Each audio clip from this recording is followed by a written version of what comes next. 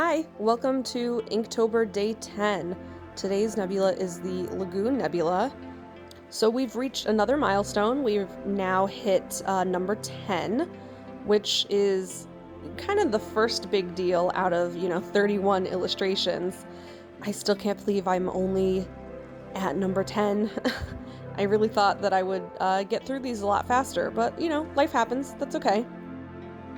So on that note, I'm sorry that these videos are taking so long to put out. I actually had the next 3 videos all lined up and ready to go, ready to be uploaded, and the app that I use to do my editing had a software update, and once it updated, all of my edits kind of unsynced and became all kind of wonky, and it was just easier to just delete them and start over from scratch with the editing. So that's why these ones are extra late. If you follow me on Instagram, you'll see that I am a couple numbers past day 10. So there are a few videos waiting in the wings to be uploaded. I'm going to try my best to get through those within the next couple of days. So you'll probably see some double uploads. But yep, so this is the Lagoon Nebula. So this one is already straight off the bat different, as you can see. It's very colorful. I had a lot of fun with it, actually. It is a very rainbow-looking nebula. There was just so many colors. And so I really just kind of threw caution to the wind and just played around with the colors, and it looks really messy, but by the end of it, it really comes together. And that's also why this video is pretty long. It's not so much that this illustration has more detail to it, it just had a lot more steps trying to get everything to come together in a cohesive way. Just took a couple extra process steps. So there was just a lot of actual footage of me painting that, makes the video, a little longer than the other ones. Some of these illustrations go by very quickly, and some of them take hours upon hours to get through. So it kind of just depends.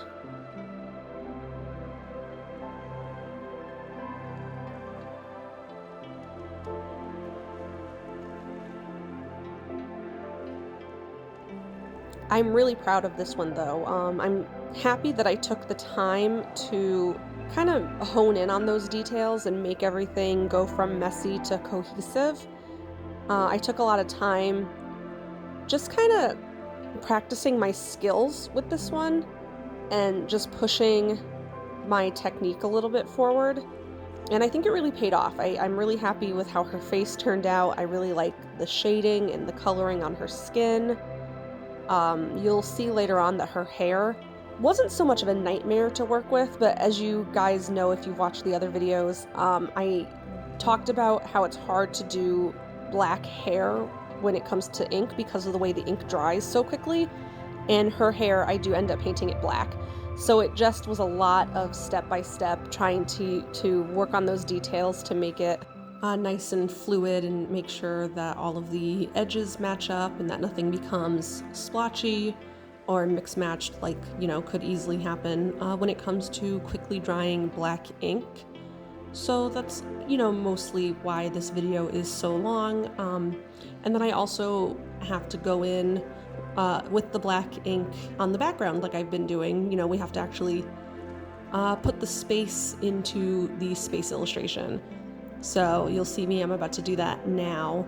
And it's the same technique that I've been doing, putting down the water and then putting the ink in the water and letting it kind of spread and lurch and see what patterns show up with that, with the ink.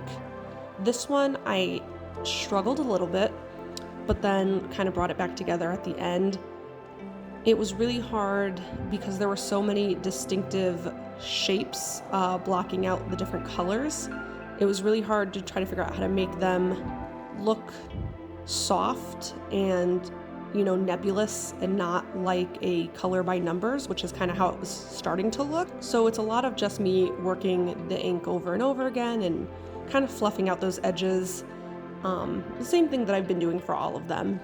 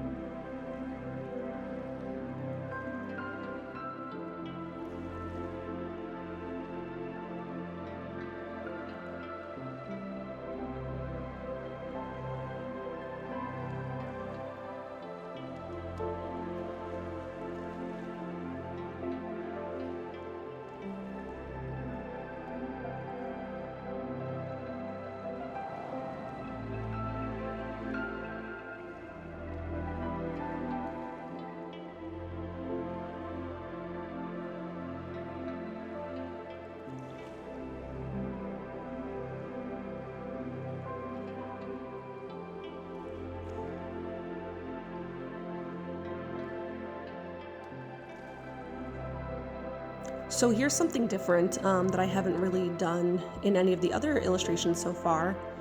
I'm using white ink here to make kind of more of a space cloud in the center. So in other illustrations, you've seen me kind of use the white ink to fluff out the edges of some of the other nebulas. The difference with this one is that the whole center really had this like milky cloud texture. So I'm using way more of the white ink than I have in any of the other illustrations. And it kind of, I mean, it worked out the way I wanted it to, but it took me a while to get there because this ink fades really quickly. It's not very thick, it's very see-through. But at the same time, you can build on top of it. So the problem I was having was as I was laying it down and trying to get those cloud shapes, you could see all of my brush strokes in the white ink and it was looking very finger painty. And that wasn't the look that I was going for. I was trying to make it look very fluffy, but still kind of, elegant. And so I'm trying this combination of the paintbrush, water, ink, and the paper towel just to kind of keep everything fluffy, and the paper towel added in a good texture to kind of break up those brush strokes. And I was kind of worried about it, but in the end it worked out very well. It still looks very nebulous.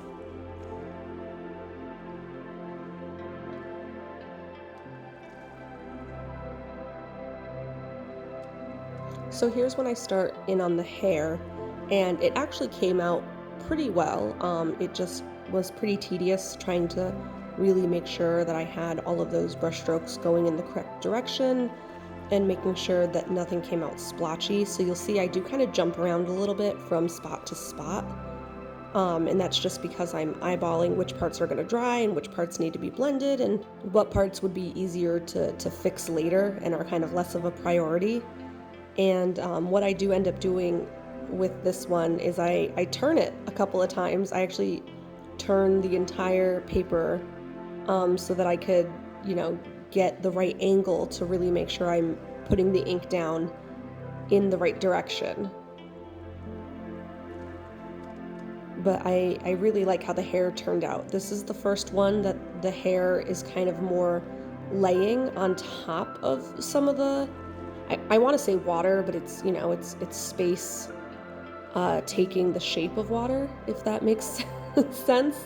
But so it was different and cool and fun to practice putting those like strands of hair and those locks of hair actually kind of floating on top rather than having them mixed in with the background. And I really like how it turned out.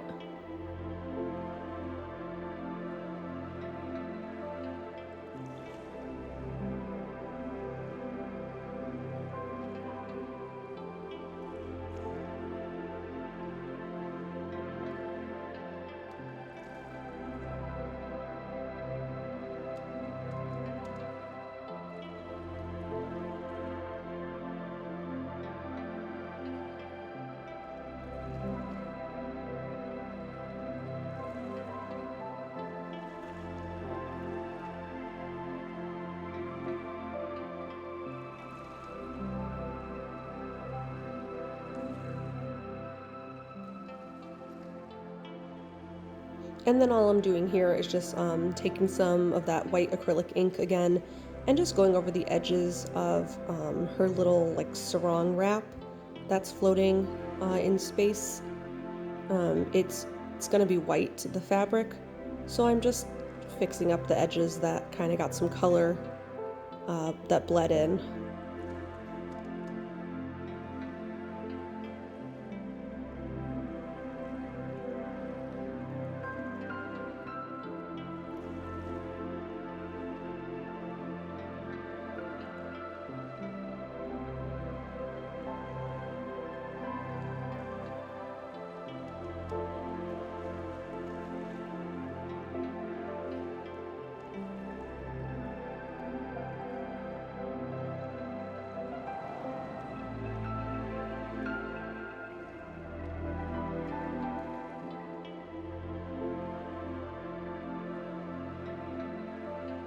So as much as I say that I dislike painting black hair, it does give me the opportunity to use my micron pens to do the hair wispies, and that is the best part. It's like the cherry on top that kind of makes it worth it to do black hair, because the microns just are so nice to work with, and I can really get those detailed hair wispies and get all those, flyaway strands that I love so much. For the other illustrations, I've been using my gel pens, and those just they're just not as nice as the microns. The gel pens tend to smudge and kind of stay on the top of the ink, like they kind of just lay on top and don't dry as quickly, and the microns are pretty waterproof, so they just go right into the paper, and just once you put the ink down, that's it, and it just works so nicely. The gel pens are a little bit more of a hassle, so as much as I dislike doing black hair, getting to do the wispies in black it's worth it.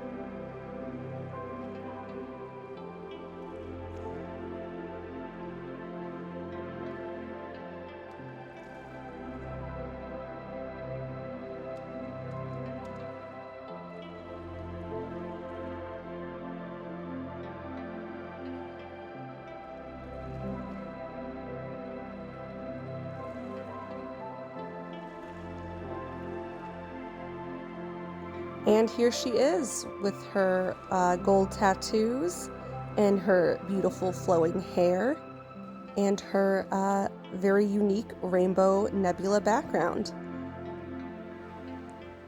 I hope you guys enjoyed this one. Again, I'm so sorry that these videos are coming out so late. I'm working on it. But as always, thank you for watching, and I will see you for the next one.